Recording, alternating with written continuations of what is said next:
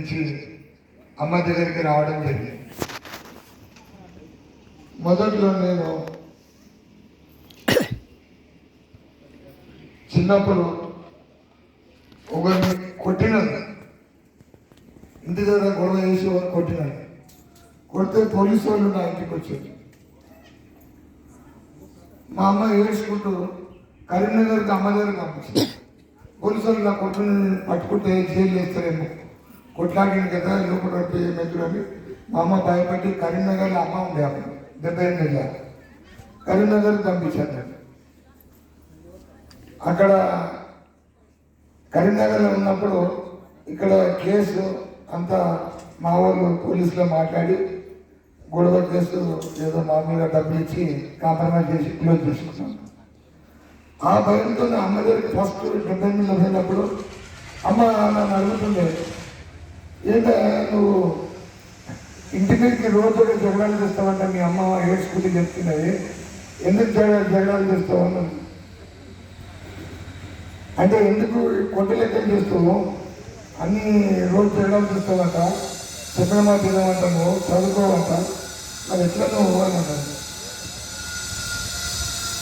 నాకు తెలియదు, అమ్మ దగ్గర మొదటిసారి పడ్డాను. అమ్మతోనే అబద్ధాలు ఆడుతున్నాను. నాకు గాలి గాలి అవుతుందమ్మా, నాకు అట్లవుతుందమ్మా, ఇట్లా అవుతుందమ్మా, నా అమ్మతోనే అబద్ధాలు ఆడుతుంటాయి. అమ్మ మంచి కూర్చోబెట్టుకొని రాత్రి 1 గంట వరకు అంతా కూర్చొని మాట్లాడి మంచిగా తీసుకొని అది బాగా మాట్లాడేది అమ్మ. రాత్రి 1 గంట వరకు నువ్వు ఇంటి దగ్గర పోకు, ఇక్కడ బత్తాయి చెట్లుని బత్తాయి చెట్లకు నీళ్ళు పోసుకుంటా సేవ చేసుకుంటా ఇక్కడ ఉందా అని నా మాట. అట్లా అట్లా అమ్మగారి దగ్గరికి చాలా సాన్నిధ్యంగా బాగా దగ్గరగా అమ్మకు చాలా నాకు ప్రేమ చేసేవాళ్ళు, చాలా ప్రేమ చేసేవాళ్ళు. నువ్వు ఇక్కడే నా దగ్గరనే ఉండాలంటుండే, నువ్వు పోవకు నువ్వు ఇంటికనే అంటుండే. అయితే తర్వాత అమ్మకు చెప్పకుండా వచ్చాక కరీంనగర్ నుంచి హైదరాబాద్ అక్కడ ఉండలేకపోయినా స్నేహితులు ఏం లేదు. ఓ చెట్టు తీసుకోవాలి, అమ్మ దగ్గర తీర్థ ప్రసాదం తీసుకోవాలి. అక్కడ ఈరమ్మ ఉంటుంది, ఈరమ్మ చెప్తుంది, అమ్మ ఇలా మంచి బిడ్డ వేసి భోజనం పెట్టాలి మంచి అని చెప్పి అమ్మ చెప్తుంది. ఈరమ్మ రోజు భోజనం పెట్టుకుంటే రోజు అట్లా 2-3 నెలలు సాగిన తర్వాత అమ్మ చెప్పబట్టకుండా వచ్చేసిన హైదరాబాద్. వచ్చినాక మా అమ్మ అన్నది, ఇంత మంచి అమ్మ దగ్గర నీకు సేవ దొరికినాక అమ్మ దొరికినాక ఎందుకు వచ్చినావా దుర్మార్గుడా నువ్వు అని మా అమ్మ తిట్టింది, నేను బాగా తిట్టింది. అమ్మ దగ్గర సేవ అందుకొని వస్తాను, నువ్వు ఒక పక్క దరిద్రుడు రాను, దుర్మార్గుడు రాను, చిన్నమాట దిక్కులు బాగా. అట్లా అమ్మ మళ్ళీ నేను అమ్మ దగ్గరికి చాలా రోజుల తర్వాత నా పెళ్ళి అయిన తర్వాత వచ్చినాను. పెళ్లి చేసుకున్న తర్వాత ఇక్కడికి వచ్చి అమ్మ దగ్గరికి వచ్చిన తర్వాత అమ్మ మా అందరికీ భార్య భర్తలకు బట్టలు ఇచ్చి ఆశీర్వాదం ఇచ్చింది. నువ్వు నీ బంధం మంచిగా ఉంటుంది, నువ్వు ప్రేమించి పెళ్లి చేసుకున్నావు కాబట్టి నీ బంధం మంచిగా ఉంటుంది అని చెప్పి అమ్మ ఆశీర్వాదం ఇచ్చింది. అందరూ ఒప్పుకోకుండా అందరూ తర్వాత ఒప్పుకున్నారు. తర్వాత రోజున అమ్మ మాత్రం ఆశీర్వాదం ఇచ్చింది. అది ఇప్పటికీ ఆ బంధం మాకు పెరగలేదు.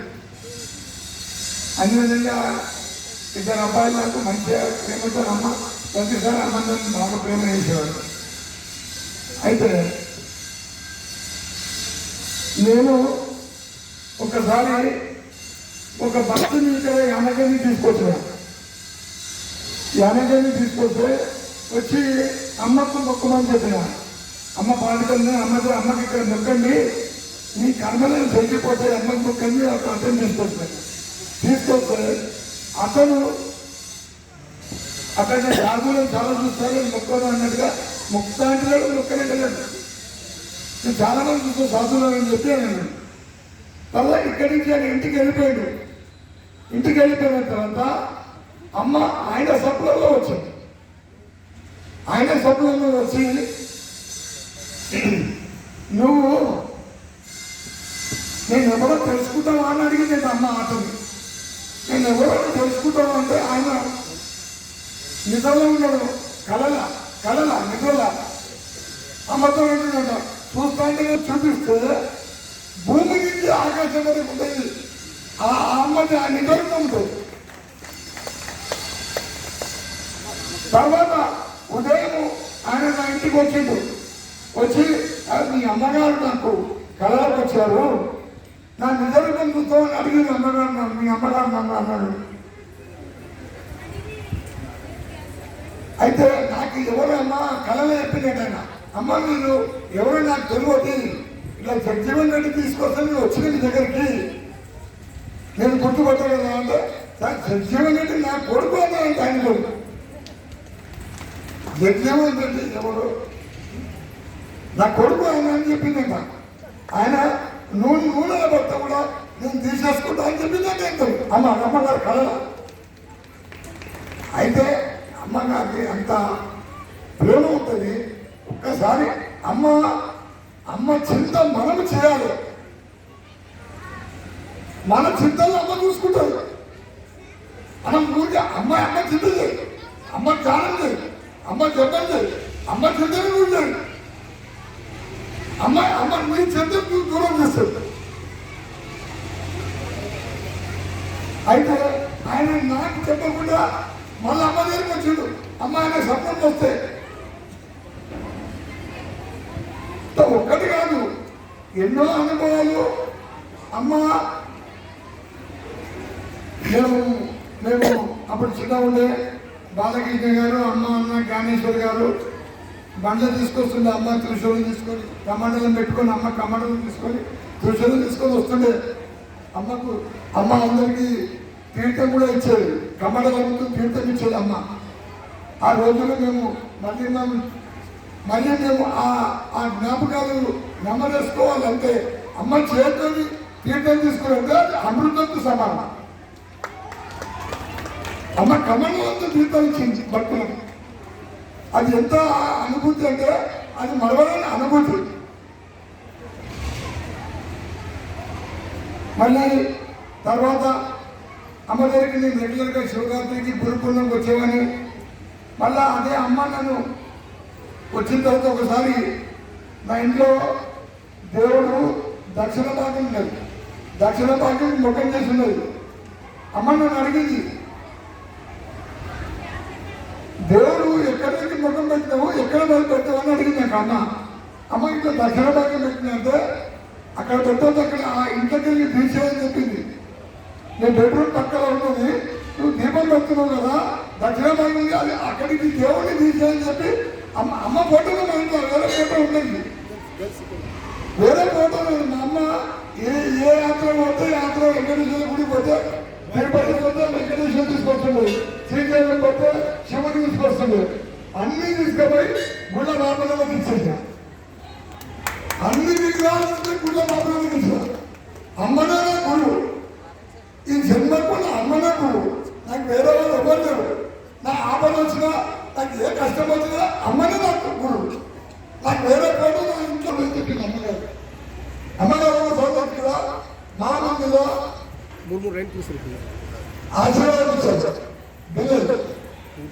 బిల్లలు అమ్మ ఆశీర్వదించినప్పుడు నేను ఇట్లా జోలో పడితే ఒక్కసారి వస్తే కింద పడిపోయింది, నా వల్ల పడలేదు. రెండవసారి వస్తే కూడా నా వల్ల వాళ్ళ కింద పడిపోయింది. అమ్మవారు చెప్పారు, నీ సమయం బాగోలేదన్నా మళ్ళీ ఎప్పుడైనా ఇస్తాను, మళ్ళీ ఎప్పుడైనా నీకు ఆశీర్వాదం ఇస్తాను అన్న తర్వాత నేను చాలా మనసులో 2 సార్లు కింద పడిపోయింది. అమ్మ ఆశీర్వాదం ఇస్తే నా మనసులో బాగా ఉన్నది, బాధపడుతున్నాను. దాసం పోతే అప్పుడే నన్ను మళ్ళీ పిలిపించింది అమ్మగారు. పిలిపించి మళ్ళీ ఆశీర్వాదం ఇచ్చిన అమ్మగారు. అమ్మగారు అనుభూతి నాకు, నా కుటుంబానికి ఈమెను చెప్తున్నా కదా. ఎన్నో కష్టాలలో నువ్వు ఏం వ్యాపారం సభలు అడుగుతున్నారు. ఇక్కడ మన వ్యాపారం ఉంటుంటే అదే వ్యాపారం చేయను, వేరే వ్యాపారం లేక అదే వ్యాపారం చేసి అందులో నువ్వు పైకి వస్తామని చెప్పింది అమ్మగారు. అంటే ప్రతి విషయాలు నేనైతే మనసులో అనుకుంటున్నా నా ముందర వేరే వాళ్ళతో అమ్మ మాట్లాడుతుంది కదా, ఆ మాటలు నాకు జవాబు దొరికిపోతుంది, నాకు జవాబు దొరికిపోతుంది. అమ్మ వేరే వాళ్ళతో మాట్లాడుతుంది, ఆ విషయం నాకు కూడా కనెక్షన్ ఉంటుంది అన్నమాట. ఆ మీనింగ్ నాకు వర్తిస్తుంది. అలాంటి అమ్మని మనము ఇలా రాసుకోవాలి, అమ్మ రాసుకోవాలి చేసుకుంటాం కదా. ఈ వార్షికోత్సవాలు ముందు ముందు చాలా వైభవంగా ఘనంగా జరుగుతుందని ఆలోచిస్తున్నా. నా మనసులో ఆ భావన ఉంది. ఈ కొంతమంది భక్తులు ఇట్లా కొంతమంది వస్తున్నారు, ఇట్లా కాకుండా లక్షల మంది రావాలి. అమ్మ వార్షికోత్సవం కోట్ల మంది రావాలి. అది మన కళ. మన మనసులో ఉన్నమాట అనుకుంటాం. వేరే వేరే గుళ్ళు గోపురాలు కదా.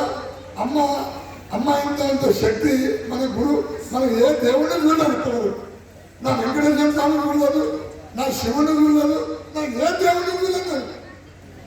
మన గురువు చూసాం, మన గురు ప్రత్యక్షంగా మనం చూసాం, మన గురువు ఉపదేశం తీసుకున్నాం. మనం శిశువులుగా అయినాం. ఆ శిశువులుగా ఉన్న కర్తవ్యం ఏంటి?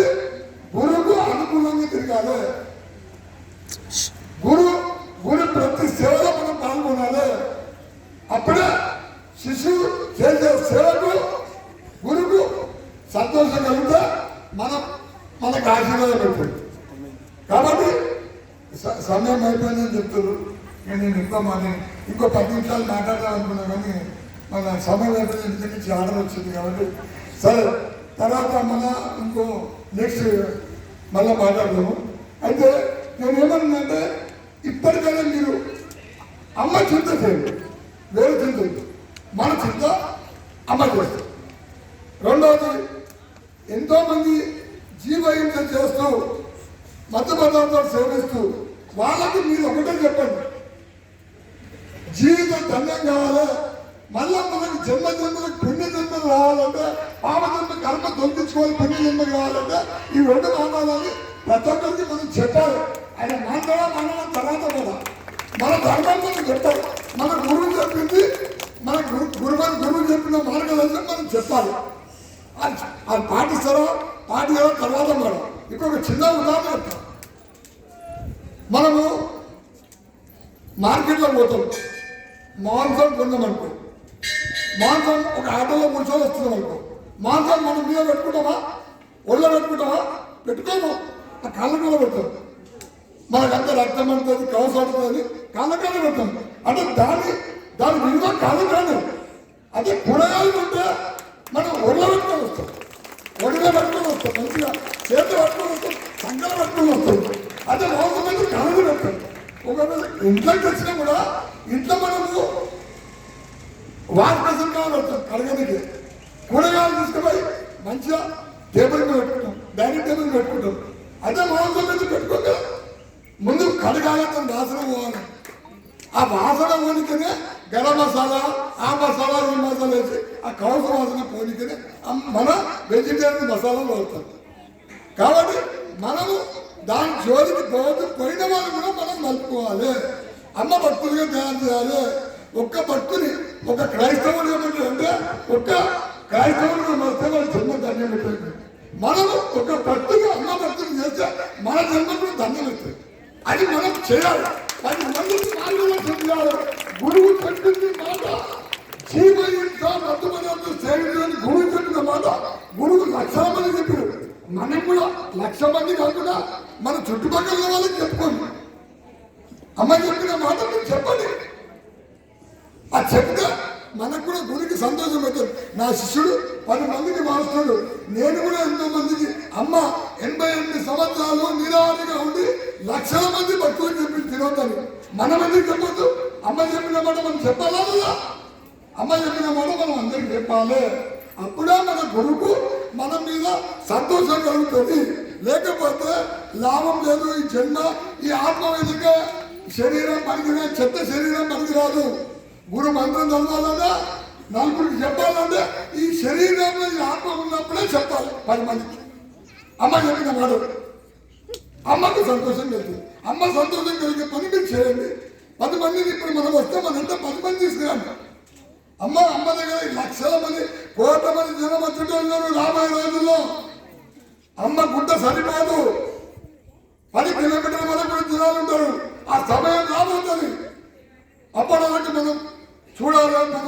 మనం మార్గాలు ఉండాలి. అమ్మ మనం ఈ జన్మ ధరించి మళ్ళీ ఉత్తమమైన జన్మ మనం అధమ స్థితిలో ఉంటుంది. అట్లీస్ట్ మనము మధ్య స్థితిగా అమ్మ చెప్పింది, అధమ స్థితి నుంచి మధ్య స్థితికి రావాలి. ఆ మధ్య స్థితికి వచ్చేదా మనం ప్రయత్నం చేద్దాం. అప్పుడే అమ్మ మళ్ళా మనకు మధ్య స్థితికి రానికే మనకు అమ్మ మళ్ళీ మంచి జన్మ ఇస్తుంది. మళ్ళీ గుడి దగ్గరికి వచ్చే అవకాశం ఉంటుంది. అక్కడ టైం అయిపోయిందంటారా వద్దు, తర్వాత మాట్లాడతా. అమ్మ ఇంకా చాలా చెప్పాలి. ఇంకా అరగంట అయినా అమ్మ మాటలు చెప్పిన అమ్మ మాటలు. ఎందుకంటే అమ్మ మాటలు ఎక్కువ చెప్పుకుంటే, సత్సంగం చెప్పుకుంటే ఆనందం కలుగుతుంది. ఇంతకంటే పెద్ద ఆనందం